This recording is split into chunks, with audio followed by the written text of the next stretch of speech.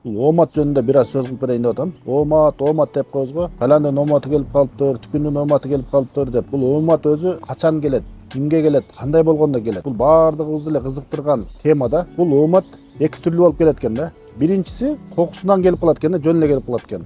Негизи эч нерсе кокусунан болбойт, Алланын өкүмү менен болот. Бирок мындай болуп келип калат экен да, мээнетсиз эле келип калат экен да. Керектүү жерде керектүү убакта туруп калса болуп кетет экен да. Бир жакшы бир контейнер оң келип калат, же болбосо бир адамга жолугуп калат, жакшы адамга, ошонун себебинен иши жүрүшүп кетет экен да. Мындай болуп келип калат. Экинчи оомат ошого мээнет кылат, оомат келишине даяр болот, ошондо келет экен да.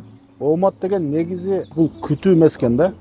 Оомат келишин күтүп жата берүү бул туура эмес экен да. Ооматты издегенге, аракет кылган адамга келет экен да. Качан биз ошол нерсе келишине даяр болсок, ошого биздин аң сезимибиз даяр болгон болсо, ошого акыл эсибиз жеткен болсо, илимибиз жеткен болсо, опытыбыз болгон болсо, мээнет кылган болсок, ошого ылайык шүгүр кылсак, ошондо бизге ошол оомат келет экен да. Биринчи келген оомат биринчи түрүнө ал тез эле жоготуп коюшу мүмкүн да. Себеби ал ага даяр эмес эле, кокусунан берилип калды эле да. А экинчиси өзү мээнет кылып, аракет кылып кылган адамга ал ооматты ошол Аллах Тааланын бул белеги да. Ошону узакка чейин өзүнө кармап кала алат. Оомат изденген адамга келет, аракет кылган адамга келет, шүгүр кылган адамга келет, жүрөгү таза адамга келет.